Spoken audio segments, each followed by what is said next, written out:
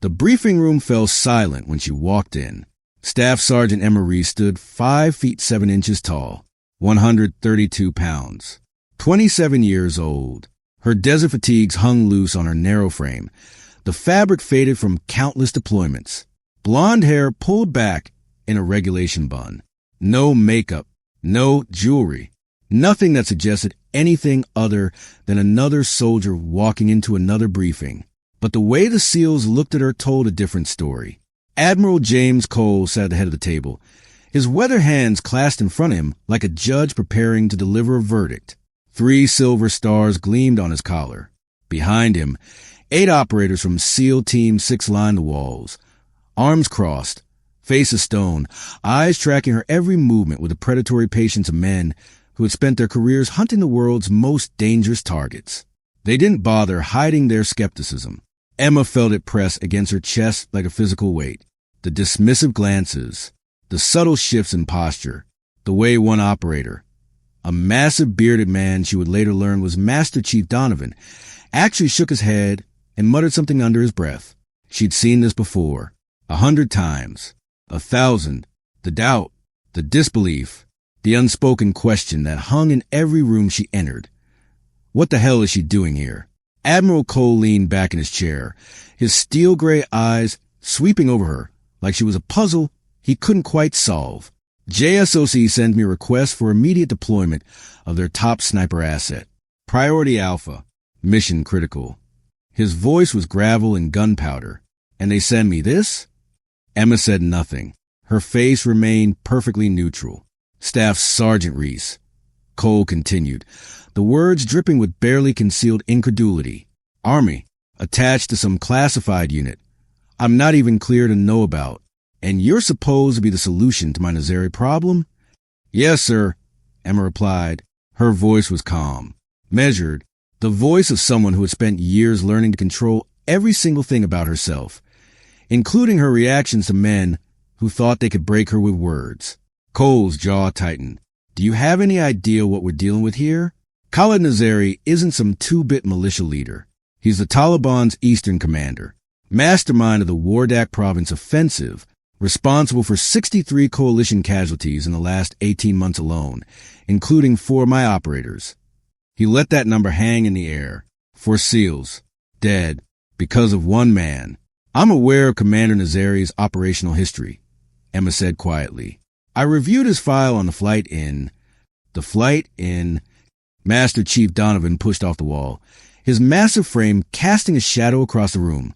You reviewed his file on the flight in. He turned to Admiral Cole. Sir, with all due respect, this is a joke. We've had Nazari in our sights for 11 months. 11 months of surveillance, planning, failed insertions. And now they send us some staff sergeant from. Chief. Cole's voice cut through like a blade. Donovan fell silent, but his disgust remained written across his face. The Admiral turned back to Emma. His eyes dropped to her chest, not her body, but her uniform. Searching. Where are your ribbons, Staff Sergeant? Your awards? I don't see anything on that uniform except your name and rank. Emma's hand moved slowly to her pocket. She pulled out a worn leather case and placed it on the table with a soft click. My records are classified, sir, by order of JSOC, but they sent us ahead. Cole stared at the case for a long moment. Then he reached forward and flipped it open. The room went still. Inside, resting on faded velvet, was a single pin, a chrome-crossed rifle insignia with a number etched beneath it in black, 73. And next to it, a small rectangular patch, olive drab with a single word embroidered in gray thread. Ghost. If that opening hooked you, trust me, this story only gets more intense. Subscribe now for more incredible stories of courage and hit that notification bell so you never miss a mission. Now, let me take you back to where Emma's legend truly began. Admiral Cole's face changed. It was subtle, the kind of shift that only comes from decades of experience, from seeing things that most humans couldn't imagine. His eyes widened by a fraction of a millimeter. His breath caught for just an instant. Then his gaze lifted to the large case Emma had set beside her chair. The case she carried off to C-130 herself, refusing to let anyone else touch it. Is that what I think it is? Cole asked, his voice suddenly lower. Emma reached down and unlatched the clasps. The lid rose with a soft pneumatic hiss. Inside, cradled in custom foam, lay a Barrett M82A1 anti-material rifle, 50 caliber, nearly 5 feet long. Matte black finish worn smooth at the grip and trigger guard from years of use. The weapon looked like it had been through hell and back. Because it had, there were scratches along the receiver, a small dent near the bipod mount, the kind of marks that only came from being dragged through firefights, through sandstorms, through the worst conditions on Earth. But the bore was immaculate, the optics pristine. This wasn't a showpiece. This was a working instrument of death, maintained with the obsessive care of a surgeon's scalpel. Admiral Cole stared at the rifle, then at the pin, then at Emma, and for the first time since she'd entered the room, something shifted in his expression. The dismissal faded, the skepticism cracked. In its place emerged something she hadn't expected to see. Recognition. "Kandahar," he said quietly. It wasn't a question. Emma didn't respond. She didn't need to. The Admiral's jaw worked silently for a moment. Then he looked around the room at his operators, at the men who had been ready to throw her out 5 minutes ago. His voice, when it came, carried the weight of command. "Everyone out, except Master Chief Donovan and Chief Webb." The SEALs exchanged glances, but they moved. Chairs scraped. Boots thudded. Within 30 seconds, the room was empty except for 4 people. Cole waited until the door clicked shut. Then he leaned forward, his elbows on the table, his eyes locked onto Emma's. "I'm going to ask you a question, Staff Sergeant, and I want you to understand something before you answer. I've been in this fight for 34 years. I've worked with every unit, every agency, every operator this country has ever produced. I've heard every war story, every legend, every piece of bullshit that gets passed around the community like gospel." He paused. "But there's one story that's different. One story that nobody talks about in the open, because nobody can confirm it actually happened. JSOC classified the entire operation, buried the records so deep that even flag officers can't access them without a presidential waiver." Emma's heart beat steadily in her chest. Her face betrayed nothing.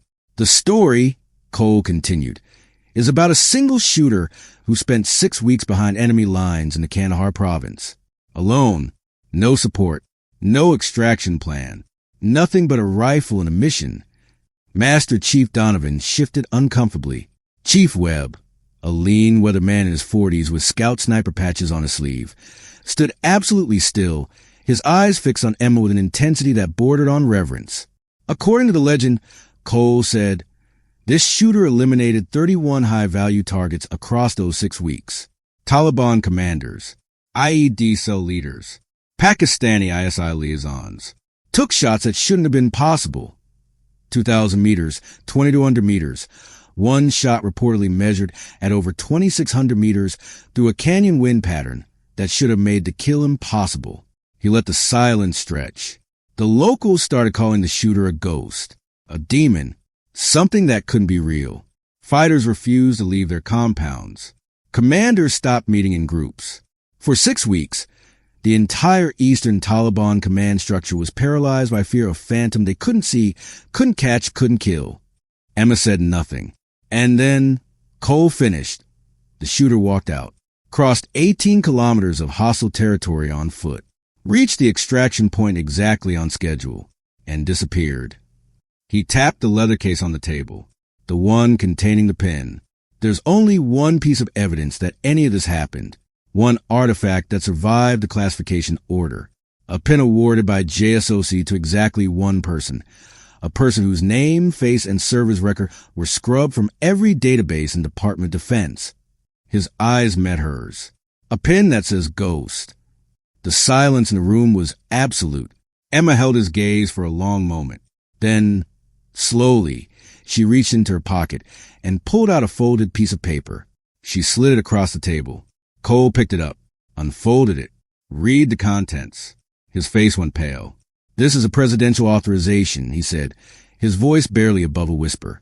"Signed by the current commander-in-chief, ordering me to provide full operational support for your mission here." "Yes, sir. And this mission is..." "Khalid Nazari," Emma's voice was flat, cold, professional.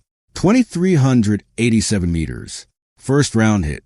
Dawn 3 days from now. Master Chief Donovan let out a sharp breath.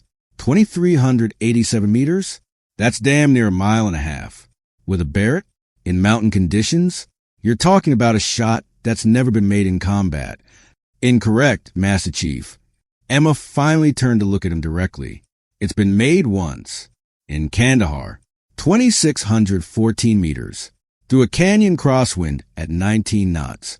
She paused. I was the one who made it. The room went silent again.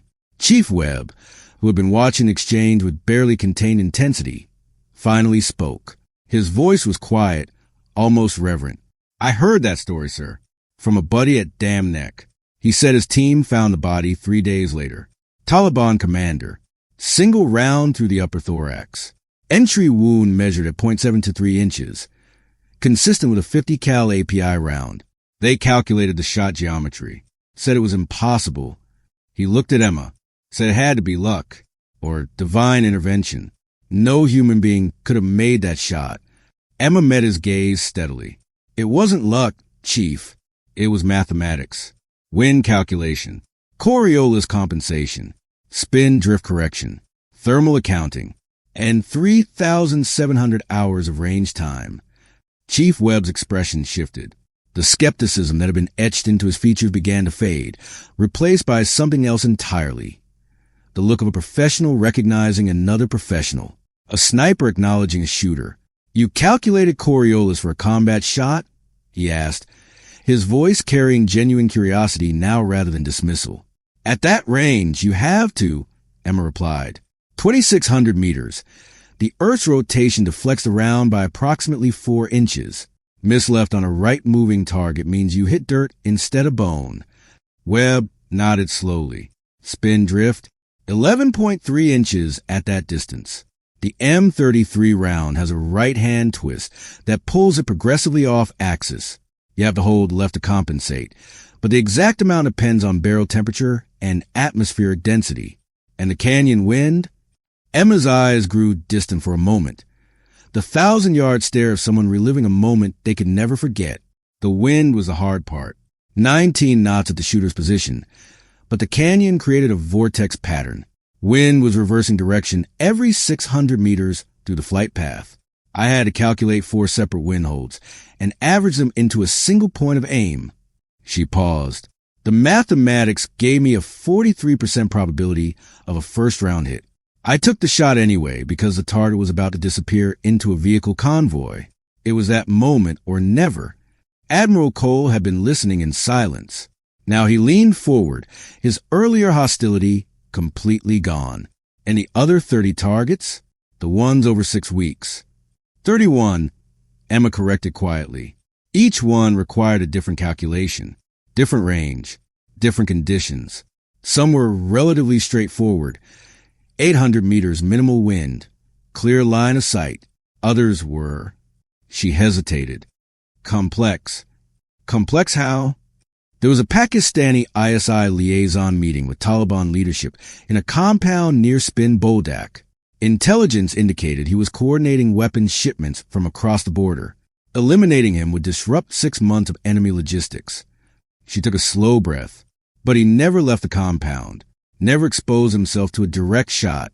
The only angle was through a 4-inch gap between 2 concrete barriers at 1,900 meters during a 12-second window when he moved from one building to another.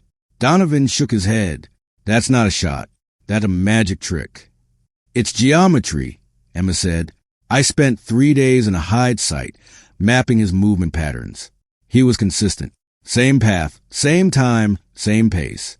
On the 4th day, I put the crosshairs on a gap and waited. And I took the shot. Round traveled 1,917 meters in 2.4 seconds. Hit the gap at the exact moment he crossed it. He dropped before he heard the rifle. The room was utterly still. Admiral Cole stared at her for a long moment. Then, slowly, he sat back in his chair. The hard lines of his face had softened. Not completely, but enough.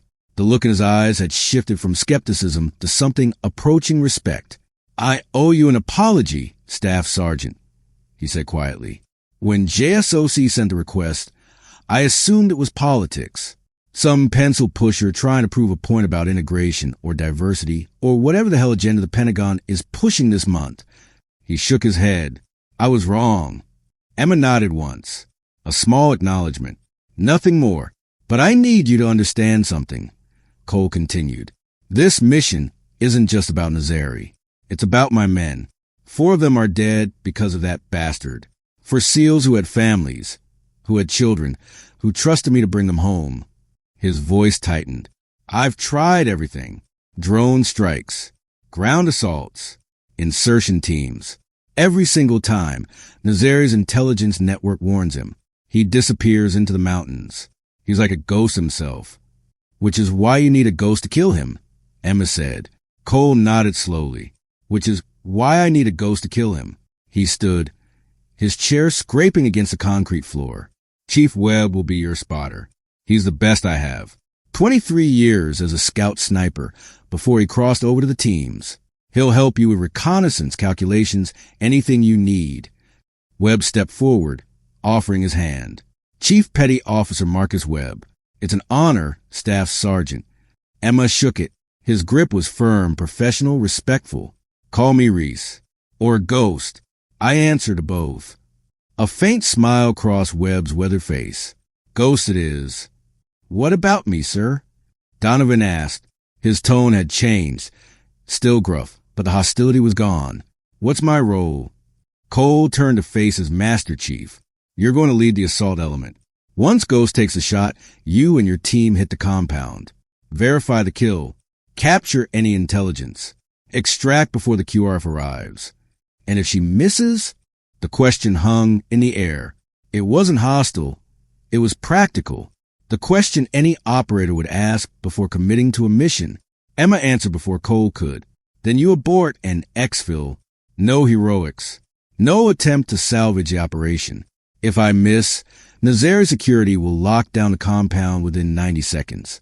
You won't have time to breach. And you? Donovan asked. What happens to you if you miss? Emma met his gaze steadily. I won't miss. It wasn't arrogance. It wasn't bravado. It was simply a statement of fact, delivered with the absolute certainty of someone who had spent a decade mastering a single skill. Donovan studied her for a long moment. Then, slowly, he nodded. All right, Ghost. Let's see what you've got.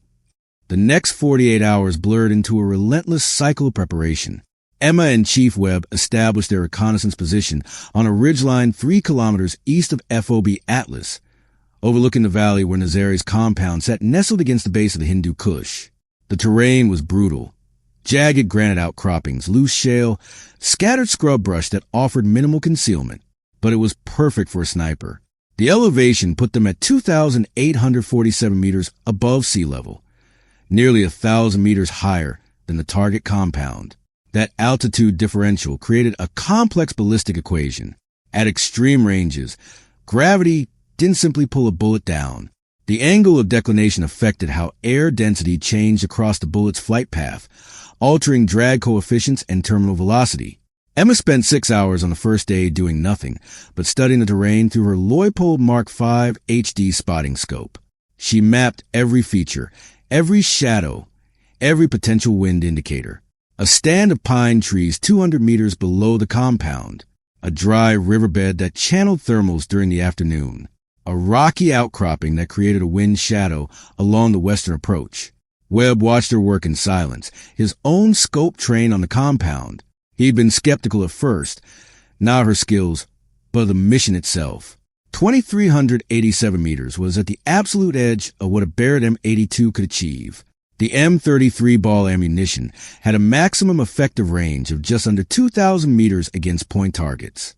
Beyond that, variables multiplied, errors compounded.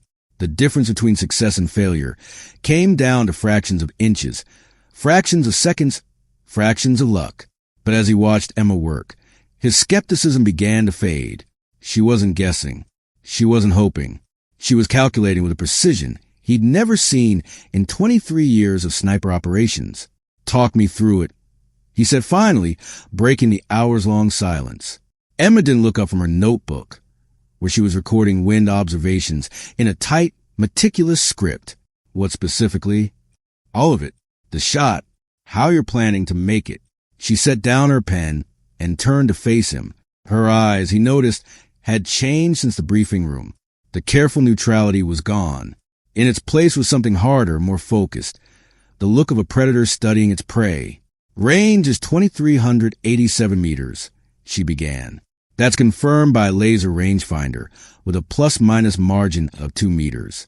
At that distance, the M33 round will experience approximately 1,800 inches of drop, 150 feet. Time of flight is approximately 3.2 seconds. Webb whistled softly. 3 seconds. A lot can happen in 3 seconds, which is why target pattern analysis matters more than the shot itself. Emma gestured toward the compound. Nazari follows a strict routine. Intelligence indicates he performs morning prayers at 0547 local time every day in the eastern courtyard. He faces Mecca, which means he's stationary for approximately 11 minutes.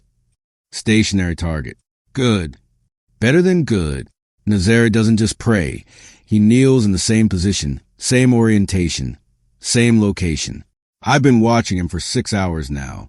He hasn't deviated by more than 8 inches in any direction. Webb considered this. So you take the shot while he's praying. He's still. He's exposed. Clean kill. In theory.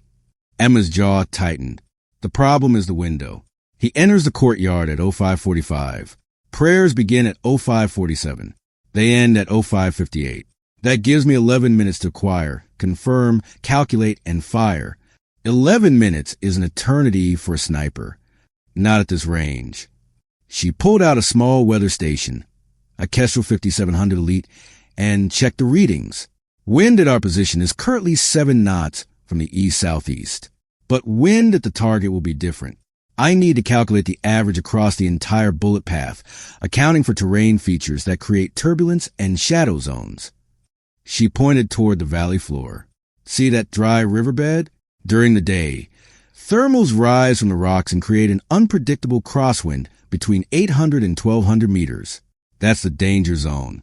A 2-knot variation at that point can push the round off target by 18 inches at impact. So you're saying the shot is impossible during daylight. Impossible during peak thermal activity. But at dawn, 0547, the thermals haven't started yet. The air is stable. The wind is predictable. She paused. That's why Nazari's prayer schedule matters. It's not just about him being stationary. It's about atmospheric conditions being optimal. Webb shook his head slowly. You really did think about everything. Thinking isn't enough, Chief. I need data. Real-time data. And I need you to give it to me. She handed him a laminated card covered in handwritten notations. These are my wind reference points. 14 locations between our position and the target where I've identified visual indicators. Trees, flags, dust patterns, anything that shows wind direction and intensity during the shot sequence. I need you to call out observations from each point in sequence. I'll integrate them into my final hold calculation. Webb studied the card. The level of detail was staggering. She'd identified a tattered blue tarp on a rooftop at 600 meters that flapped in the wind. A thin plume of smoke from a cooking fire at 1,100 meters. A cluster of prayer flags near a shrine at 1,700 meters. Each one noted with its exact position, its reliability as an indicator, and its weighting in her calculation formula. This isn't sniping, Webb said quietly. This is science. Emma met his gaze. At extreme range, there's no difference. The sun had begun to set over the Hindu Kush, painting the snow-capped peaks in shades of orange and purple. Emma and Webb remained in their hide site, concealed beneath a ghillie net that blended perfectly with the surrounding terrain. They'd been in position for 18 hours. No food, minimal water, zero movement except for slow, deliberate adjustments to their observation equipment. This was the reality of sniper operations that movies never showed. The endless hours of stillness, the grinding discomfort, the way your muscles screamed for movement while your mind demanded absolute discipline. Emma had learned to embrace it, to disappear into the waiting, to become so still that even her heartbeat seemed to slow, her breathing so shallow that the crosshairs barely trembled.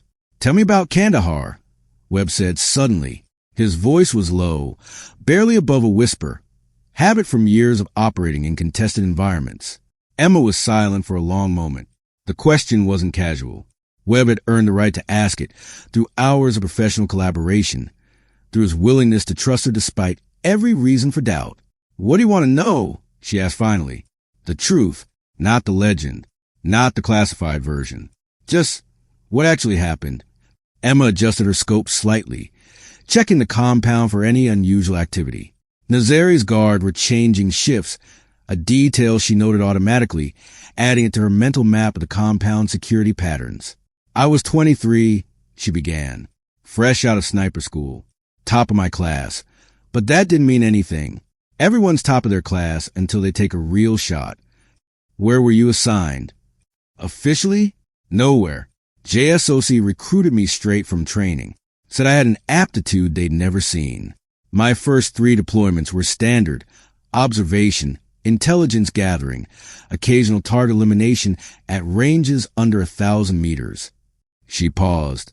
"Then Kandahar happened." Webb waited. "Intelligence identified a network of Taliban commanders who were coordinating with Pakistani ISI to smuggle advanced weapons across the border.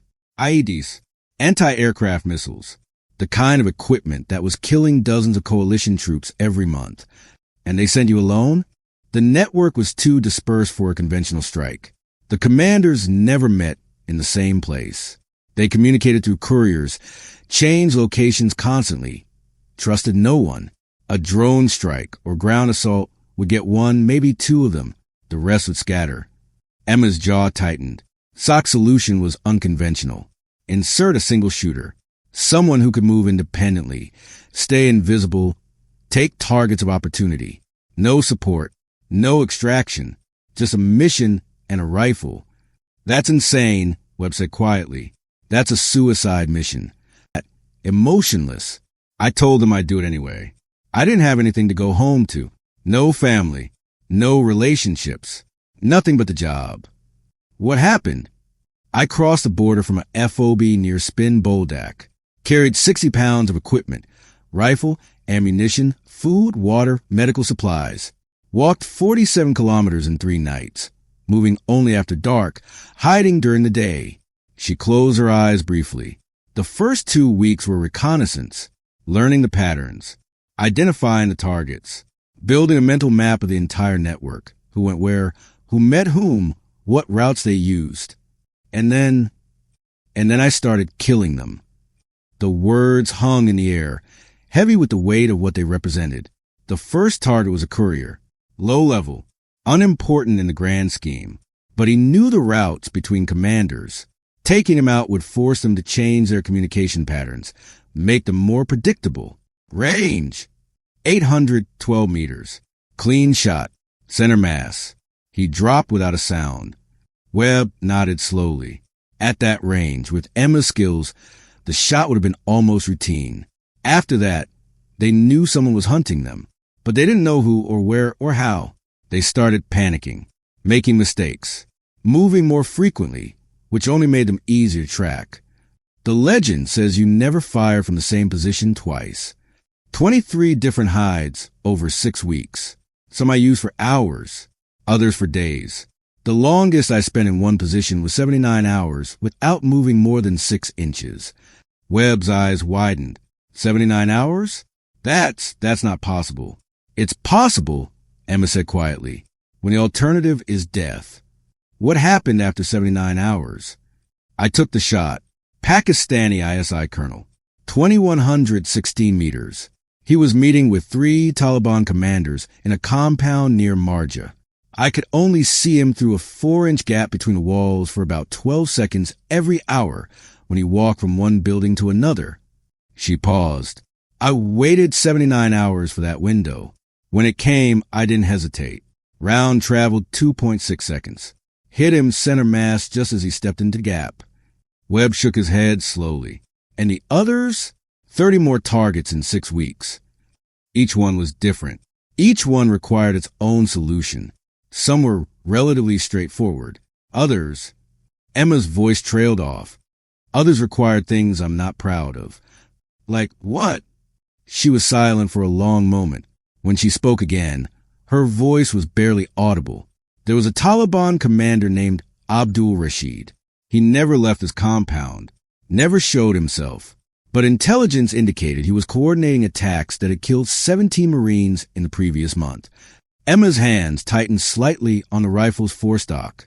I spent 4 days watching that compound, mapping every movement, every guard rotation, every pattern, and I realized there was no shot, no angle, no window.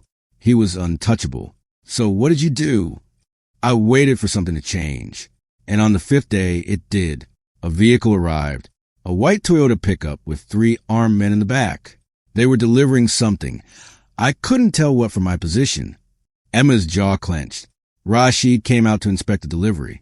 First time he'd been in the open in months. But my position was wrong. I had a 200-degree field of fire, but his courtyard was just outside it. I couldn't adjust without exposing myself to his sentries. So you missed a shot? No. Emma's voice was cold. I took a different shot. The pickup was carrying propane tanks. Industrial size. I put a round through one of them at 1,800 meters. Webb's breath caught. You! The explosion killed Rashid, both of his lieutenants, and 4 of his guards. Collateral damage was... She hesitated. Acceptable. Under the rules of engagement. But that's not why you hesitated just now. Emma was silent for a long moment. When she spoke, her voice was barely audible. One of the guards was a boy, 14, maybe 15 years old. He was carrying an AK, so he was a legitimate combatant, but he was still a child. Webb said nothing. There was nothing to say. I don't regret the mission, Emma continued. Rashid's death saved dozens of coalition lives, maybe hundreds. The mathematics were clear, but that boy, she shook her head. He visits me sometimes. In my dreams, the silence stretched between them, heavy with understanding. That's the cost, Webb said finally. The cost they don't tell you about in training. The cost that doesn't show up in after-action reports or commendation letters. You've paid it too. It wasn't a question. Webb nodded slowly.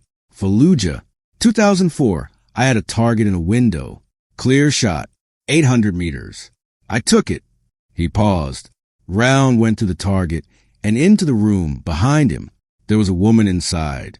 Civilian. She'd been held hostage, though I didn't know it at the time. Did she survive? No. Emma nodded. A small acknowledgement of shared burden. Nothing more.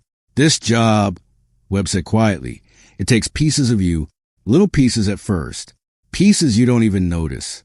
And then one day you look in the mirror and you don't recognize the person looking back. Is that why you transfer to the teams? Partly. I needed structure, rules, someone to tell me what to do instead of making every decision alone. He glanced at her. You don't have that luxury, do you? Sock's pet ghost. They point you at targets and let you figure out the rest. It's not that simple, isn't it? Emma was quiet for a moment. Then she turned to face him directly. After Kandahar, I spent 6 months in a hospital. Not physical injuries. My body was fine. But my mind... She touched her temple. They diagnosed it as combat stress reaction. Said I needed time to process what I'd done. Did the time help? Some of it.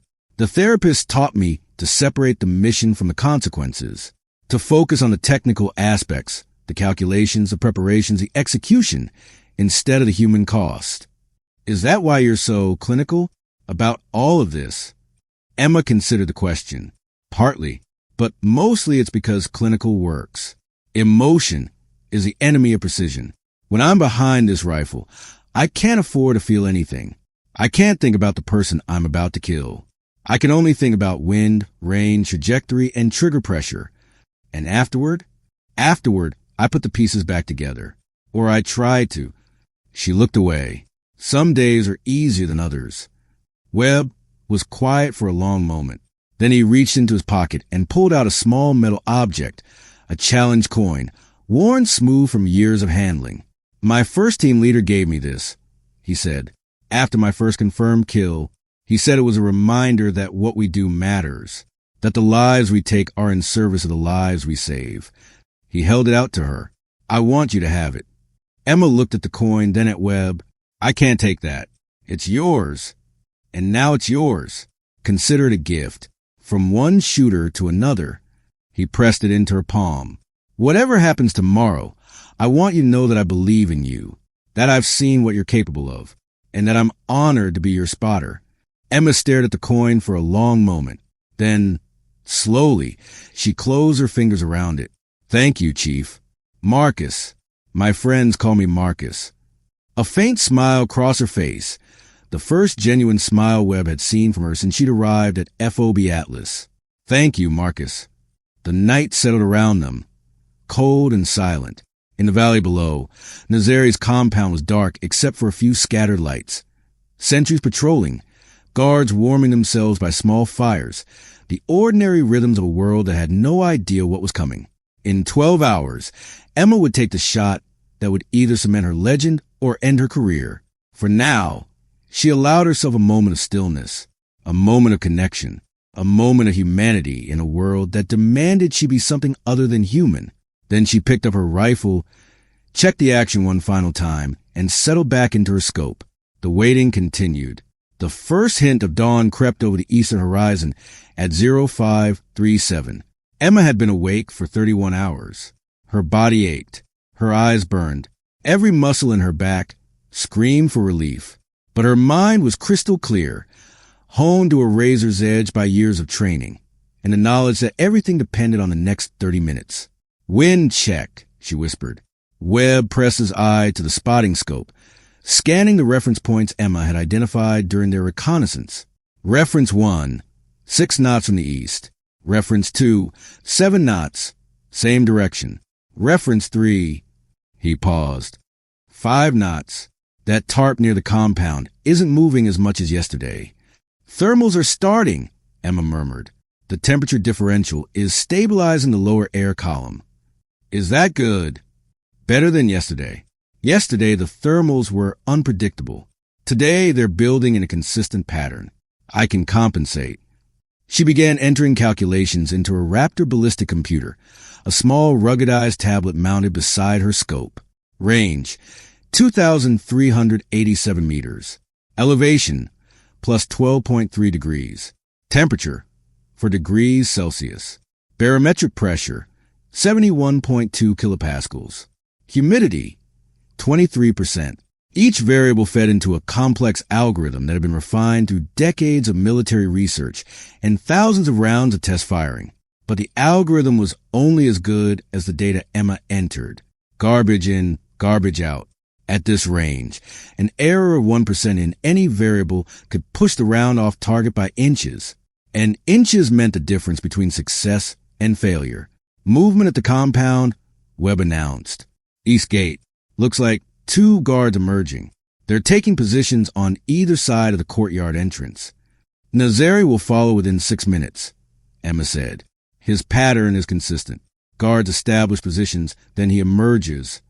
She fine-tuned the scope's parallax adjustment, ensuring the reticle was perfectly aligned with the target plane at 2,387 meters.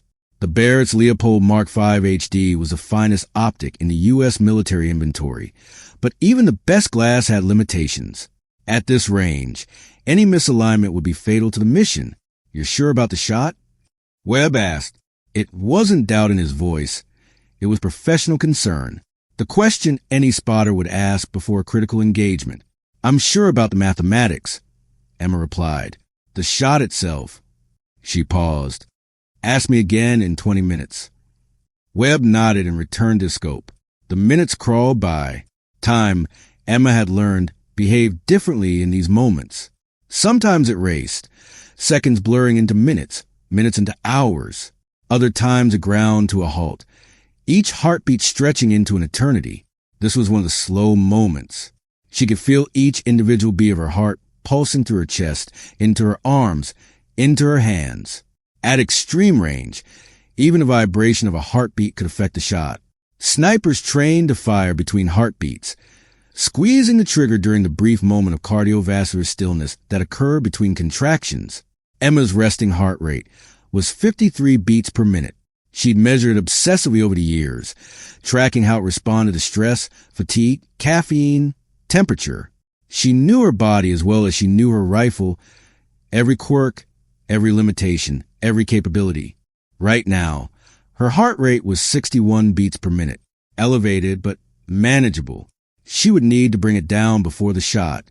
Breathe in, hold, breathe out, hold. The ancient rhythm of controlled breathing, practiced by snipers and monks and warriors across millennia. The body quieted, the mind sharpened. The world outside the scope faded until there was nothing except the target area, waiting to receive the round that would change everything. Contact, Webb said suddenly. East courtyard, one figure emerging. Emma's heart rate spiked for a single beat, then steadied. Through her scope, she could see him.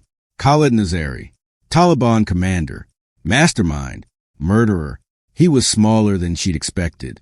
5'6", maybe 5'7". A thin beard streaked with gray.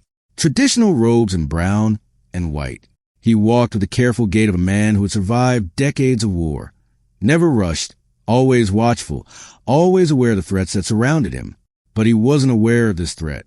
Couldn't be, because Emma Reese didn't exist in any world he understood. Target is entering the prayer area, Webb reported. He's moving to the eastern corner. Same position as yesterday. Time, 05:45 and 20 seconds. 2 minutes to prayer. Emma made a final adjustment to her scope, accounting for the subtle shift in light as the sun crept higher. Wind check all references. Webb rattled off the observations. Reference 1, 5 knots. Reference 2, 6 knots. Reference 3, for knots. Reference 4, 5 knots. Reference 5 through 8, consistent at 5 knots east-southeast. Reference 9 shows a slight southern deviation. Reference 10 through 14, 5 to 6 knots. Emma processed the data instantly, her mind working through calculations that would take a computer seconds to perform. Average wind, 5.2 knots from the east-southeast. At 2,387 meters, that translated to a horizontal deflection of approximately 43 inches. She adjusted her hold point accordingly, shifting the crosshairs 47 inches to the left of Nazari's center mass, accounting for wind, spin drift, and Coriolis effect combined. Target is stationary, Webb announced. He's beginning prayer preparation, removing his outer robe. Emma watched as Nazari knelt on a small prayer rug. His movements were precise, ritualistic, the motions of a man who had performed this act thousands of times over a lifetime of faith. For a brief moment, she felt an unexpected flash of something that might have been respect. Whatever else he was, Nazari was a true believer. His faith was real, even if his actions were monstrous. Then the moment passed, and she was a shooter again. Target is in position. Webb confirmed. He's facing east. Stationary. You have your window. Emma's finger moved to the trigger. The world contracted to a single point. Nazari knelt on his prayer rug, his back to mountains, his face turned toward Mecca. His guards flanked the courtyard entrance, their attention directed outward, watching for threats from the valley, from the roads, from the directions that made tactical sense. None of them were looking at the ridge 2,387 meters to the east. Emma's breathing slowed to a crawl. For seconds in, hold. For seconds out, hold. Her heart rate dropped to 55 beats per minute, each contraction measured and controlled. The crosshairs rested 47 inches to the left of Nazari's upper back, the invisible point in empty space where physics demanded she aim. At this range, there was nothing intuitive about the shot, no sense of aiming at the target. The trajectory was a complex curve that arced through the atmosphere, affected by forces invisible to the naked eye. Wind steady, Webb reported. All references holding at 5 to 6 knots. Emma's finger took up the first stage of the trigger pull. The Barrett's two-stage trigger required exactly 3.4 pounds of pressure to release. She'd tested it 1,000 times, knew the break point with the intimacy of muscle memory. She applied 2.8 pounds. Target is stationary. Full prayer position. You have clear line of sight. The second stage required only 0.6 additional pounds. Emma's index finger tightened by a fraction of a millimeter. Time stopped in the silence between heartbeats. She ran through the final calculation one last time. Range confirmed. Elevation confirmed. Wind compensation calculated. Spin drift accounted. Coriolis adjusted. Temperature, humidity, barometric pressure, all integrated into the whole point. The mathematics said the shot would hit, but mathematics couldn't account for everything. There were variables beyond calculation. Microscopic imperfections in the rifle barrel, slight variations in powder charge between rounds, turbulence created by the supersonic shock wave of the bullet itself. At extreme range, these factors compounded. A shot that was 99% certain at 1,000 meters became 80% at 2,000. At 2,387 meters, Emma estimated her probability of a first-round hit at 73%, better than most, still far from guaranteed. She had exactly one chance. Send it, Webb whispered. Emma's finger completed the pull. The Barrett spoke. The recoil slammed into her shoulder. 11,000 foot-pounds of force transmitted through the stock in a fraction of a second. The muzzle brake channeled the blast sideways, reducing the felt recoil to something merely brutal instead of crippling. The rifle scope jumped slightly off target, a natural response that Emma had trained for thousands of hours to minimize. By the time she reacquired the sight picture, the bullet had already traveled over 1,000 meters. 3.2 seconds. That was how long the round would take to reach the target. 3.2 seconds of helpless waiting, watching through the scope as physics determined the outcome of months of planning and years of training. Webb counted silently beside her. 1, 2, 3. At the compound, Nazari continued his prayers, oblivious of the 45 grams of copper-jacketed lead screaming toward him at 600 meters per second. The round crossed the thermal zone at 800 meters, encountering the first significant wind variation. Emma watched the bullet's vapor trail, a faint disturbance in the air visible only through the high-powered scope. Bend slightly to the right, compensated for. At 1,400 meters, the round passed through the wind shadow created by the rocky outcropping. The vapor trail straightened, the bullet accelerating slightly as reduced air resistance allowed it to maintain velocity. At 1,800 meters, the round began its final descent. The accumulated drop was now visible even through the scope, the trajectory arcing downward like a fastball thrown toward home plate, except this fastball was traveling at supersonic speeds toward a target that had no idea it was coming. Impact in 2-1.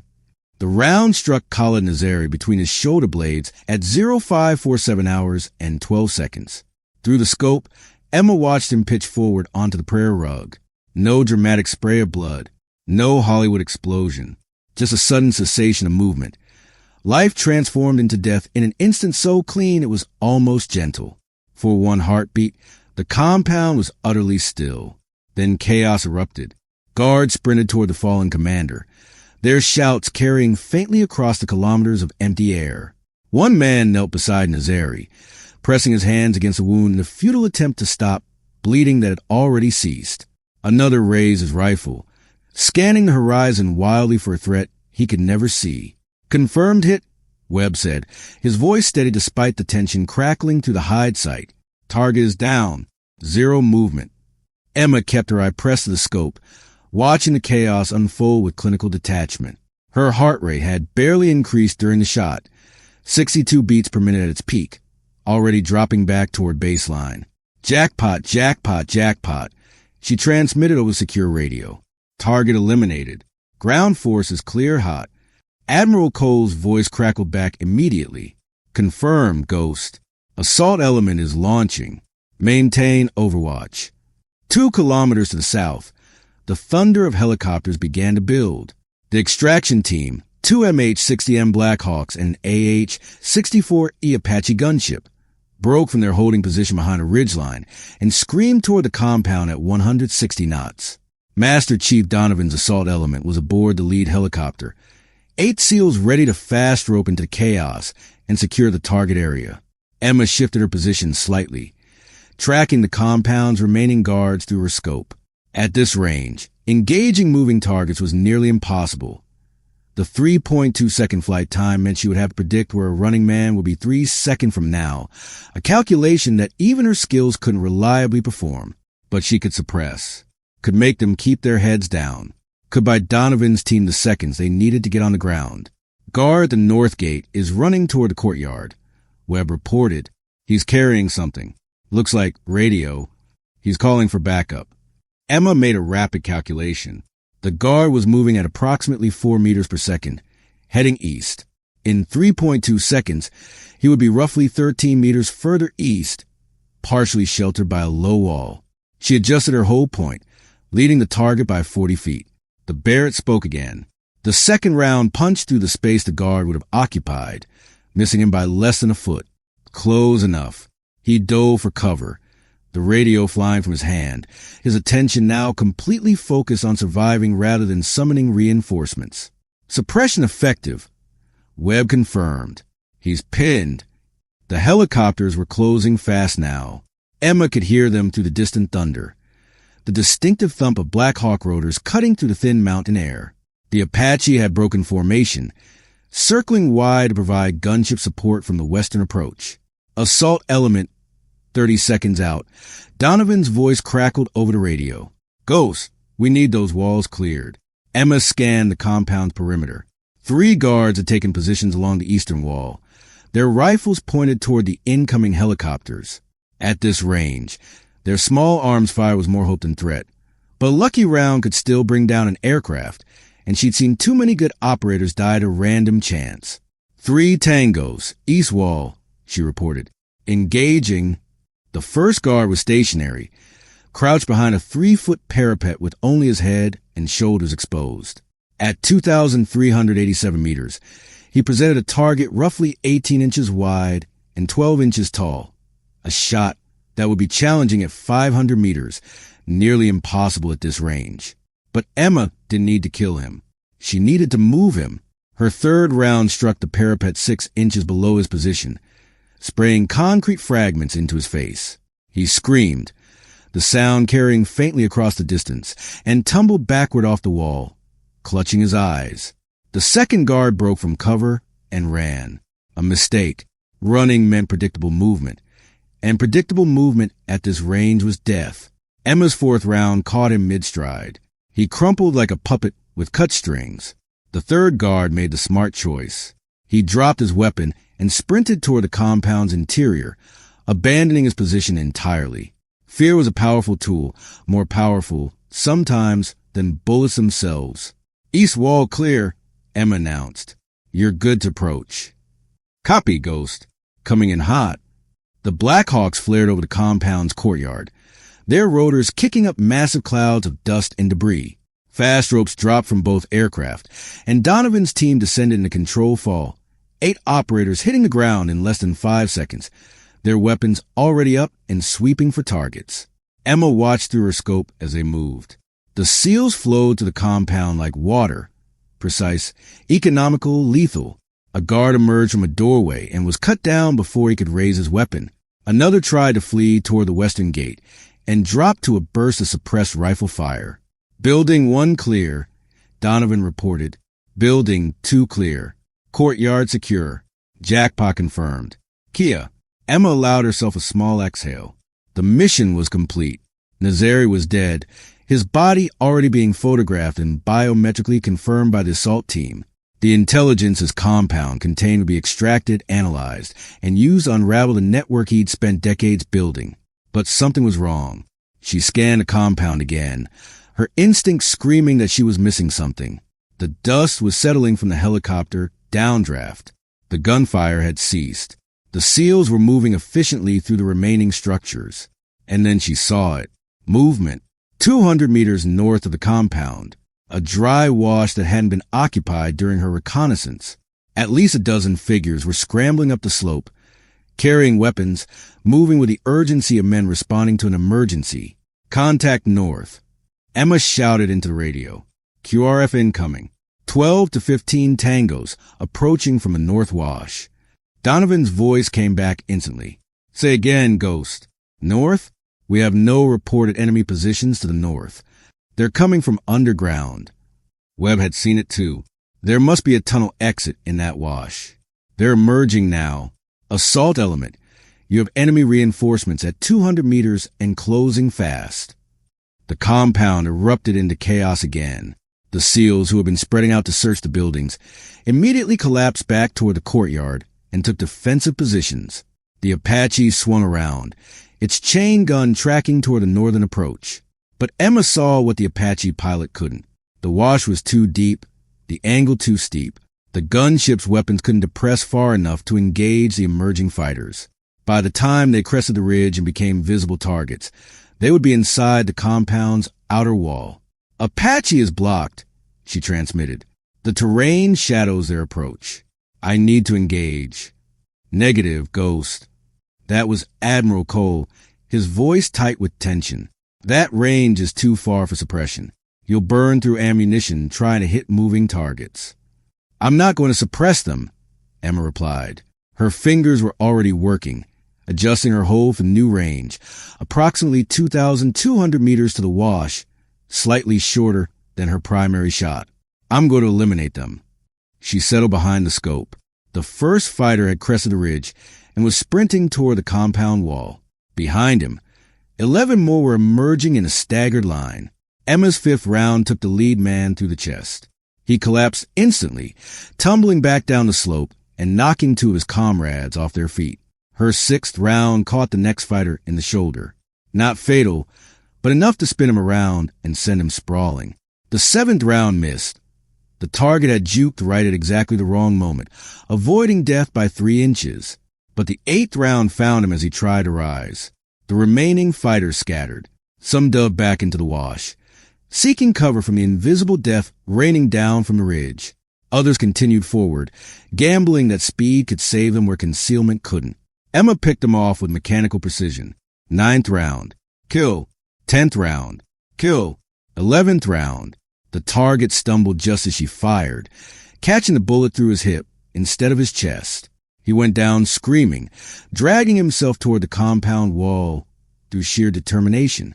Reloading, Emma announced. Her fingers moved automatically, ejecting the Barrett's empty magazine and slapping a fresh 10-round box into the receiver. The entire process took less than 3 seconds, muscle memory honed through 10,000 repetitions. 5 tangos still mobile, Webb reported.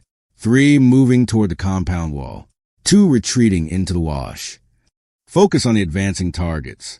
The retreating ones aren't a threat. Roger. Emma reacquired the nearest fighter. He was close now, maybe 1,800 meters, and running hard toward a gap in the compound wall. At this range, with a moving target, the mathematics grew simpler. Less time of flight meant less deflection. Less arc meant more predictable impact. Her 12th round took him through the back. He pitched forward into the dust and didn't move again. The remaining 2 fighters reached the compound wall simultaneously, pressing themselves against a mud brick, trying to make themselves invisible to the distant shooter. It almost worked. The angle was bad. They were sheltered by the wall's curvature, visible only as shadows. But Emma had spent 2 days studying this compound. She knew every angle, every shadow, every line of fire. Donovan, you have 2 tangos against the exterior wall, northwest corner. They're in your blind spot from inside. I can't engage cleanly. My angle is blocked by the parapet. Copy, Ghost. We'll handle it. Emma watched as 2 SEALs moved toward the northwest corner in perfect synchronization. One peeled around the wall at head height. The other went low. The double tap of suppressed rifle fire was barely audible at this range. Tangos neutralized. Northwest corner secure. Assault element. This is Atlas Actual. Admiral Cole's voice cut through the radio chatter. What's your status? All targets eliminated. Donovan reported. Compound is secure. No friendly casualties. Jackpot confirmed Kia. QRF threat has been neutralized. Outstanding. Begin sensitive site exploitation. You have 40 minutes before enemy reinforcements arrive from Jalalabad. Copy Atlas Actual. SSE commencing. Emma finally allowed herself to relax. Her shoulder ached from the Barrett's recoil. 12 rounds in rapid succession had left a bruise she could already feel forming. Her eyes burned from hours of intense focus through the scope. Her mouth was dry, her muscles cramped from maintaining the prone position for nearly 20 hours. But the mission was complete. Hell of a show, Ghost. Webb's voice was quiet, reverent. I've been doing this for 23 years. I've never seen shooting like that. The mathematics worked out. That wasn't mathematics. That was art. Emma didn't respond. She kept her eye pressed to the scope, scanning the compound and surrounding terrain for any additional threats. The SEALs moved through the buildings with practiced efficiency, photographing documents, downloading computer hard drives, collecting intelligence that would take analysts weeks to fully exploit. In the courtyard, Nazari's body lay where it had fallen, face down on his prayer rug, a single hole between his shoulder blades marking the point where Emma's bullet had entered and severed his spine. The round had exited through his chest, punching a wound the size of a fist in his sternum. At 2,387 meters, he had never heard the shot that killed him. Ghost, this is Atlas Actual. Admiral Cole's voice was different now, softer, almost contemplative. Outstanding work. I've never seen a sniper engagement at that range under field conditions. That shot will be studied at Dam Neck for years. Thank you, sir. We'll debrief when you return to base. Cole out. The radio went silent. The helicopters lifted off from the compound, carrying Donovan's team and the intelligence they gathered back toward FOB Atlas. The Apache circled once, its sensor scanning for any remaining threats, then banked south and followed the Black Hawks home. Within minutes, the compound was quiet. Nazari's remaining guards, those who had survived the assault, had fled into the mountains. The building stood empty, doors hanging open, documents scattered by rotor wash and firefight. Emma remained in position for another 30 minutes, per standard sniper protocol. Then, slowly, she began breaking down her equipment. How are you feeling? Webb asked as they prepared for the long hike back to the FOB. Emma considered the question. How was she feeling? The adrenaline had faded, leaving behind a bone-deep exhaustion that went beyond physical fatigue. Her hands were steady. They were always steady. But something inside her felt hollow, empty. She'd killed 17 men in the last hour. Nazari and 16 of his fighters. Each one a human being with a life, a family, a story. Each one now nothing but cooling meat scattered across the Afghan mountainside. I'm fine, she said finally. Webb nodded. He didn't push. He understood, in a way that only another killer could understand, that some things couldn't be talked about. Some burdens had to be carried in silence. They began the descent toward the FOB, moving carefully through the broken terrain, weapons ready for any contact. The sun had risen fully now, burning off the morning mist and painting the Hindu Kush in shades of gold and brown. It was a beautiful country, Emma thought. Savage and unforgiving and ancient, but beautiful nonetheless. She wondered if Nazari had loved it, if he had fought all these years because he believed he was protecting his homeland from foreign invaders. Then she pushed the thought away. That wasn't her job. Her job was to calculate angles and pull triggers. The philosophy was someone else's problem. The debrief took 3 hours. Admiral Cole sat at the head of the same table where Emma had been questioned 2 days earlier. Master Chief Donovan occupied the seat to his right. Chief Webb sat beside Emma, his presence a quiet endorsement of everything she'd accomplished. The rest of SEAL Team 6 leadership filled the remaining seats, commanders and senior enlisted operators who had heard about the shot but wanted to see the shooter for themselves. Their expressions ranged from skeptical to curious to openly impressed. Cole reviewed the mission chronology in exhaustive detail. The reconnaissance phase, the shot planning, the execution, the QRF engagement. Each element was dissected, analyzed, critiqued. 17 kills, Cole said finally. 1 primary target. 16 QRF fighters. 12 rounds fired. 0 misses on stationary targets. 2 misses on moving targets, both subsequently eliminated. He looked up from his notes. That's a hit ratio of over 92% at ranges exceeding 2,000 meters, against both stationary and moving targets, under combat conditions. The room was silent. I've been in special operations for 34 years, Cole continued. I've worked with every Tier 1 unit this country has. I've seen the best shooters America has ever produced. Carlos Hathcock, Chris Kyle, Rob Furlong, Craig Harrison. He met Emma's eyes directly. I've never seen anyone shoot like you. Emma felt heat rise in her cheeks but kept her expression neutral. Thank you, sir. But the mission was a team effort. Chief Webb's spotting was essential. Without his wind calls, those shots wouldn't have been possible. Webb shook his head. Don't deflect, Ghost. I've spotted for dozens of shooters. None of them could have done what you did today. The chief's right, Donovan added. His voice had changed since their first meeting, the hostility replaced by something closer to grudging admiration. I was skeptical when you walked into that briefing. Hell, I said things I shouldn't have said. I apologize for that. No apology necessary, Master Chief. You were protecting your team. I understand. Donovan nodded slowly. The thing is, you didn't just eliminate Nazari. You saved my operators' lives. That QRF would have overrun our position if you hadn't engaged. 8 SEALs against 15 fighters at close range. That's casualties. Maybe fatalities. He leaned forward, his massive forearms resting on the table. You saw the threat before anyone else did. You called it out, and then you eliminated it with a precision I've never witnessed. That's not just good shooting. That's operational genius. The underground tunnel wasn't in our intelligence, Emma said. That's a failure of the reconnaissance phase. I should have identified that possibility during observation. No reconnaissance is perfect, Cole interjected, especially not against an enemy who's been operating in this terrain for 40 years. The point is you adapted.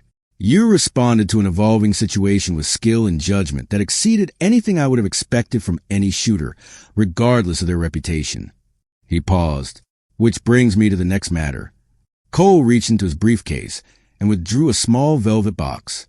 He set it on the table in front of Emma. JSOC has already submitted the paperwork, but I want to present this personally.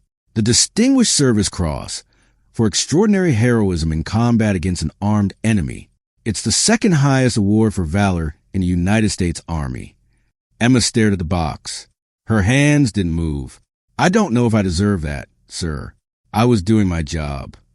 Your job. Cole shook his head slowly. Staff Sergeant, you eliminated one of the most dangerous enemy commanders in Afghanistan. You did it from a range that most experts said was impossible. And then you single-handedly prevented a massacre of American special operators. That's not just doing your job. That's going above and beyond in ways that will be taught at military academies for decades. He pushed the box closer to her. Take it. You earned it. Emma reached out slowly and opened the box. Inside, the Distinguished Service Cross gleamed against its velvet backing. A bronze cross with an eagle in the center, suspended from a blue ribbon. It was, she knew, awarded to fewer than 100 soldiers each year. A recognition of sacrifice and skill that set its recipients apart from the hundreds of thousands who served. She didn't feel different. Didn't feel like a hero. Didn't feel like the legend these men seemed to think she was. She felt tired, hollow, like she'd given away another piece of herself that she would never get back. Thank you, sir, she said quietly. I'll try to be worthy of it. Cole studied her for a long moment. Then, slowly, he nodded. You already are, Staff Sergeant. You already are. The debrief concluded shortly afterward. The SEALs filed out of the room, many of them stopping to shake Emma's hand or offer quiet words of respect. Donovan gave her a single nod, the highest praise he was capable of giving. One operator asked if she would be willing to teach a precision rifle course at Dam Neck. Another simply stood at attention and rendered a salute. Finally, only Emma, Webb, and Cole remained. The Admiral sat back in his chair, his expression contemplative. There's something else I want to discuss with you, Staff Sergeant. Something that goes beyond this mission. Emma waited. JSOC has made me aware of your situation, your psychological evaluations, the combat stress reactions following Kandahar. Her jaw tightened involuntarily. I'm not going to pretend I understand what you went through, Cole continued, what you continue to go through. But I want you to know that there's no shame in it. The work we do takes a toll. It breaks people. The fact that you're still operational, still performing at this level, speaks to a strength that most people can't even comprehend. I appreciate that, sir. I mean it. Cole leaned forward. When I saw your name on that deployment order, I assumed JSOC was making a mistake, sending someone who wasn't up to the task. I questioned their judgment. I questioned your capabilities. He shook his head. I was wrong about all of it, and I want you to hear this from me directly. You are one of the finest warriors I have ever had the privilege of serving alongside. What you did today, what you've done throughout your career, represents the absolute best of what our military can produce. Emma felt something shift inside her. A knot of tension she hadn't even realized she was carrying began to loosen. For years, she had sought exactly this. Validation from the warrior community that had never fully accepted her. Proof that her skills mattered more than her gender, her branch, her background. Confirmation that she belonged among the elite. And now, hearing it from a 3-star admiral with 34 years of special operations experience, she realized that she had never truly believed it herself. Until this moment. The sun was setting over FOB Atlas when Emma finally found a moment alone. She stood at the edge of the base's perimeter, looking out across the Hindu Kush. The mountains were painted in shades of purple and orange, their snow-capped peaks glowing with the last light of the day. In the distance, she could see the valley where Nazari's compound lay. Empty now, its occupants either dead or scattered to the winds. 17 men. She had killed 17 men today. Added 17 more to the tally that already weighed on her soul. 73 confirmed kills before this deployment. Now 90. 90 human beings whose lives she had ended with mathematical precision. Some of them had been monsters. Nazari certainly was. The fighters who had tried to overrun Donovan's team would have killed Americans without hesitation. By any rational standard, every shot she had taken was justified, morally, legally, strategically. But rationality didn't visit her at night. Rationality didn't populate her dreams with the faces of the dead. Rationality didn't make her wake up at 0300 with her heart pounding and her sheets soaked with sweat, unable to remember if she was in Afghanistan or Virginia or somewhere else entirely. The burden was real. It was permanent. It was the price of being what she was. Ghost. Webb's voice came from behind her. She didn't turn. Mind some company? No. He moved to stand beside her, his own gaze fixed on the distant mountains. For a long moment, neither of them spoke. You're thinking about the cost, he said finally. It wasn't a question. Emma nodded. I know the math. I know the justification. But sometimes the math doesn't help. No, it doesn't. Webb reached into his pocket and pulled out a cigarette. He didn't light it, just held it between his fingers, turning it over slowly. I quit smoking 6 years ago, but I still carry one of these. Reminds me of who I used to be. Before all of this. Before the kills. Before the wait. He looked at her. You ever think about what you'd be doing if you weren't this? Emma considered the question. I used to.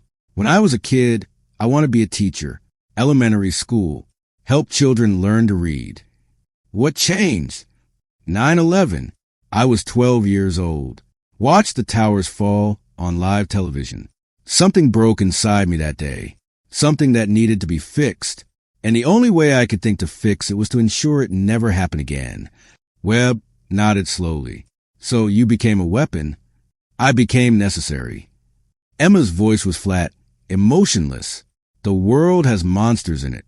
Nazari, the Taliban commanders I killed in Kandahar. The Pakistani ISI officers who supply them with weapons. As long as those monsters exist, people like me will be needed to eliminate them. And when the monsters are gone, there are always more monsters. Webb was silent for a moment. Then he turned to face her fully. I want to tell you something. Something I've never told anyone else. Emma met his gaze. After Fallujah, after that woman died, I almost ate my gun, had it in my mouth, finger on the trigger, spent 6 minutes like that, crying, trying to work up the courage to pull. His voice was steady, but his eyes glistened. The only reason I'm alive is because my daughter called. She was 3 years old, didn't know what she was interrupting, just wanted to tell me she missed me and couldn't wait for me to come home. He paused. I put the gun down. Got help. Spent 2 years in therapy before I could deploy again. And I'm not ashamed of that. I'm not ashamed of any of it, because getting help is what kept me alive long enough to be here today, to spot for you, to be part of something that actually mattered. Emma was quiet for a long moment. Why are you telling me this? Because I see it in you. Webb's voice was gentle. The distance, the detachment, the way you reduce everything to mathematics and angles and probabilities because feeling it would destroy you. He shook his head. It's a survival mechanism. I understand that, but it's also a prison. And if you're not careful, it becomes a tomb. Emma felt something crack inside her. A wall she'd built over years of solitary deployment, of carrying burdens that no one else could understand. Webb was offering her something she hadn't experienced in a very long time. Understanding. I don't know how to stop, she admitted. The math, the detachment, it's the only way I can function. If I let myself feel what I've done, what I've become, I don't know if I can survive it. You don't have to do it alone. Webb touched her shoulder gently. That's what I'm trying to tell you. The community, this community, we look after our own, regardless of branch, regardless of gender, regardless of how high your confirmed count is. He paused. You've proven yourself today, 100 times over. No one in that briefing room will ever question your capabilities again, which means you don't have to carry this burden by yourself anymore. You've earned the right to lean on others. Emma stared at the mountains. The sun had dropped below the horizon now, leaving only a fading glow on the western peaks. Stars were beginning to emerge, the same stars that had guided humanity for millennia, indifferent to the violence that unfolded beneath them. I'll think about it, she said finally. That's all I ask. They stood in silence as darkness settled over the base. Somewhere in the distance, a helicopter was approaching, probably the evening supply run from Bagram. The sound of its rotors echoed off the mountains, a familiar rhythm that had defined Emma's life for nearly a decade. Thank you, she said quietly, for the shot, for the support, for this conversation. Thank me by staying alive, Webb replied, by getting help when you need it, by not becoming another statistic. Emma nodded slowly. I'll try. 6 weeks later, Emma stood before formation at Fort Bragg. The ceremony was larger than anything she'd experienced before. 300 soldiers stood at attention on the parade ground. A full color guard carried the American flag. 4 generals sat on the reviewing stand, their stars glinting in the morning sunlight. And in the front row, a dozen young women in crisp new uniforms watched with wide eyes. They were the newest graduates of the Army Sniper School, the first all-female class in the program's history. 8 weeks of grueling training had culled their numbers from 43 to 12. Each of them had demonstrated the accuracy, patience, and mental fortitude required to become a precision shooter. Each of them had heard the legend of Ghost. Emma stood at the podium, the Distinguished Service Cross pinned to her chest, her Barrett M82 resting in its case beside her. She looked out at the faces before her, men and women who had chosen to dedicate their lives to a profession that offered nothing but hardship, trauma, and a certain knowledge that every trigger pull carried consequences. When I was 21 years old, she began, I walked into my first sniper qualification course, and every instructor told me I didn't belong there. They said I was too small, too weak, too female. They said I would wash out in the first week. She paused. They were wrong. A murmur rippled through the formation. I qualified top of my class, set records that still stand today. And I spent the next 6 years proving that the only thing that matters in our profession is skill. Not size, not gender, not the expectations of people who couldn't see past their own assumptions. She looked directly at the 12 young women in the front row. Some of you will face the same doubts, the same skepticism, the same institutional resistance that I faced. People will look at you and see everything except what you're capable of achieving. Her voice hardened. Prove them wrong. The words hung in the air. Prove them wrong by being better, by working harder, by accepting no limitations except the ones physics imposes. Because physics doesn't care about your chromosomes. It doesn't care about your pronouns. It only cares about mathematics, and mathematics does not discriminate. She stepped back from the podium. 6 weeks ago, I eliminated a target at 2,387 meters. First round hit. Combat conditions. A shot that most experts said was impossible. Her gaze swept across the formation. It wasn't impossible. It was mathematics. It was 10,000 hours of training. It was refusing to accept any limitation that I hadn't proven through personal testing. And it was the cumulative result of every moment I spent becoming what I needed to become. She paused. Each of you has the same potential. Each of you can achieve what I've achieved or surpass it. The only question is whether you're willing to pay the price. She fell silent, letting the weight of her words settle over the formation. Then, slowly, she walked to her rifle case. She opened it, revealing the Barrett M82 inside, the same weapon that had ended Colin Nazari's life half a world away. This rifle has 73 confirmed kills, she said. 73 enemies of the United States who will never threaten American lives again. It's not a trophy. It's not a symbol. It's a tool, the most precise tool I've ever held. She lifted the rifle from its case, cradling it with the familiarity of a decade's partnership. When you earn the right to carry one of these, remember what it represents. Not glory, not fame, not the approval of people who doubted you. It represents a responsibility, a sacred trust between you, your nation, and the warriors who depend on your skill to bring them home alive. She looked at the 12 young women one final time. Serve with honor. Shoot with precision. And never, never let anyone tell you what you can't accomplish. She rendered a crisp salute to the reviewing stand, then stepped back into the formation. The ceremony concluded with the playing of the national anthem. 300 soldiers stood at attention as the flag rippled in the morning breeze. Emma let the music wash over her, feeling something she hadn't felt in a very long time. Peace, not the peace of completed missions or confirmed kills, not the peace of professional validation or institutional recognition, something deeper, something that came from knowing, finally, that her journey had meaning beyond the mathematics of death. She had inspired the next generation, opened doors that had been closed for too long, proven that excellence transcended every barrier that prejudice could construct. And she had found, in Webb and Donovan and Cole, a community that accepted her for what she was, not because of her gender or her record, but because of her demonstrated mastery. After the ceremony, one of the young graduates approached her, a small woman with dark hair and intense eyes, barely 5 feet tall, the smallest person in the class. Staff Sergeant Reese, she said, her voice carrying a slight tremor. I just wanted to thank you for everything you said, for everything you've done. Emma studied her. What's your name, Private? Hernandez, ma'am. Maria Hernandez. You graduated top of your class. Hernandez. I read your scores. Impressive work. The young woman's eyes widened. You know my scores? I know everyone's scores. I helped design the qualification standards. Emma paused. You have talent, real talent. But talent isn't enough in our profession. You need persistence, discipline, the willingness to sacrifice everything for perfection. Hernandez nodded vigorously. I understand, ma'am. I'm willing to do whatever it takes. Good. Emma reached into her pocket and pulled out the challenge coin Webb had given her 6 weeks earlier. The worn metal gleamed in the sunlight. Take this. A friend gave it to me when I needed to remember that what we do matters. Now I'm giving it to you.